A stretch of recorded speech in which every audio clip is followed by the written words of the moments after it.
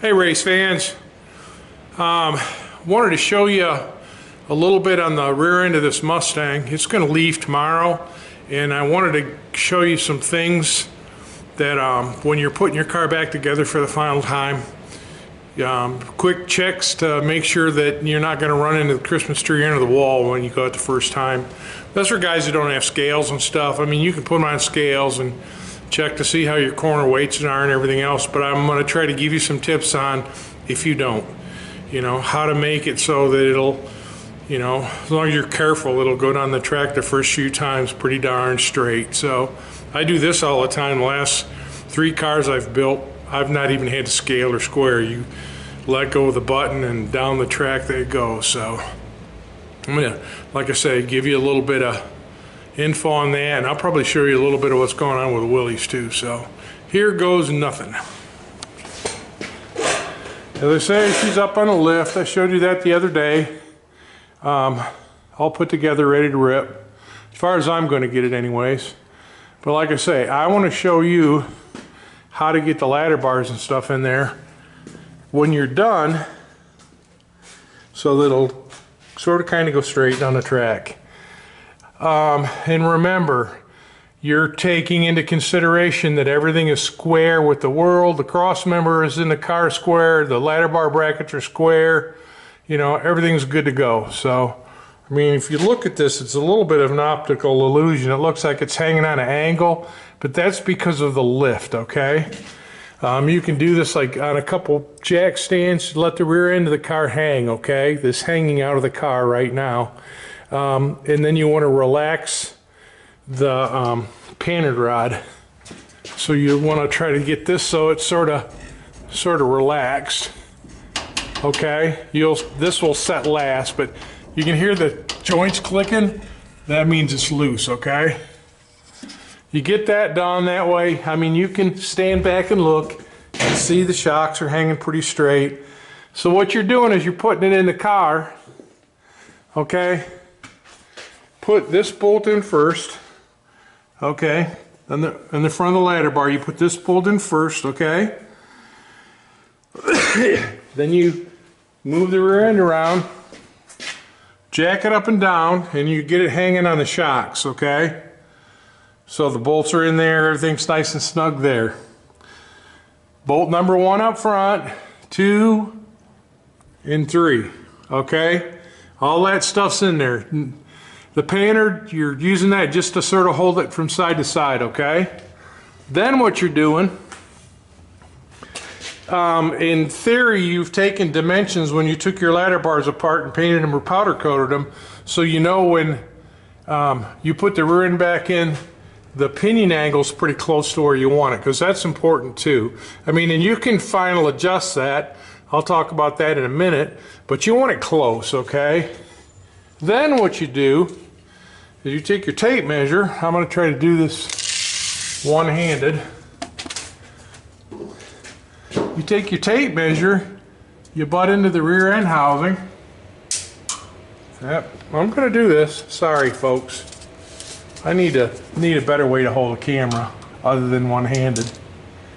And then you measure from the housing to the bolts, okay? You can see that one there. It's like 45 1/4 to the bolt. Some of the pro, oops, there you go. Some of the pro chassis shops will center drill a bolt so you can measure the hole, or center of the bolt. So, but this one here, you can just measure the bolt. Then what you do is you come over on this side and you do the same thing. You butt into the tube, measure to the center of the bolt, because you want those distances equal. Okay. I digress. The next thing you got to do is you got to get that bolt hole to line up while the rear end's hanging on the shocks. I got ahead, sorry guys, got one step ahead. So with all this hanging, you'll have that heim joint will be up inside of that bracket there, okay? And the hole probably will not line up. You'll probably be high or low with the hole. So what you do is you come back here and you loosen up your adjuster, okay? And then you turn it raise or lower the bar so that you know you can get the bolt in the hole. Okay, it may be forwards or backwards a little bit, you know, with the rear end hanging like that, but you want to try to get it so that hind lines up, you know, this way. So the top and the bottom of the hind line up with the top and the bottom of the hole. Then you put your bolt in, then you set your rear end for parallel. And the way you'll do that is you'll move these hinds, like to make it parallel, you move these hinds in or out. But like I say, if you've measured everything before you took it apart, like I usually set these threads here about 4 turns out. Okay, I think I've mentioned in the previous video that you want that pretty close. You don't want to bend that stem in there.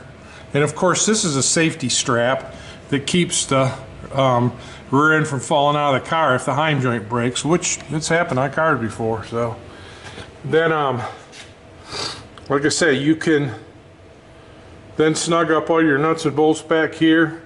And then what you'll do is once it's on the ground, check your pinion angle. You know, on the face here, you'll check your pinion angle in relationship to the engine. And then adjust your pannard from left to right. So you can see with the angle it's hanging right now, this has got 7-inch stroke shocks on it, so it'll compress 4 inches or so. In theory, that's what it's supposed to do.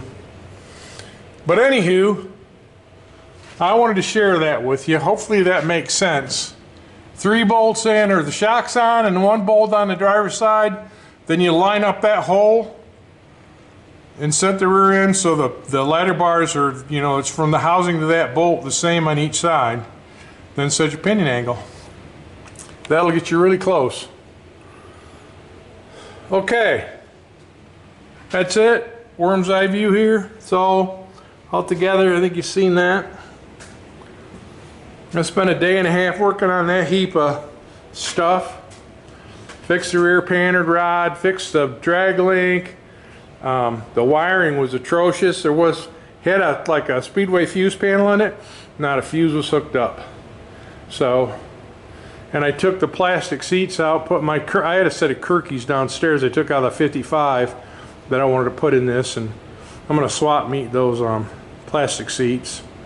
But yeah, she's good. And then Jeff has been on the Willys. Got the main hoop in. The rear frame to there, shock mounts, all that stuff's plumbing level and square. Rear cross members in. We got to get those 2 little tubes to that rear cross member, and then get the main hoop supports in and stuff. But problem I'm going to have is that big ass seat don't want to go in there, and that's the seat he wants. So we're going to have to really figure that one out. This needs to be in about a 55 Chevy or something, because this little narrow car is not liking that seat, but I think I can make it work. So if not, I'm going to have to make a wraparound seat and pour it to fit him in there. I don't know. You know, this is going to be tough because the hole's so small, but I've done worse things, so I just wanted to share all this stuff with you. You know, get the curved back hoop in it, and you know, this stuff's all tacked together in it. These tubes here, these 1-inch square tubes, they're holding the main hoop up temporarily because we don't have the door, so I can't do the roof hoop or the A-pillar bars and none of that. I don't know where they got to go yet. So, but anywho, that's what we got going on. Thanks for visiting with me.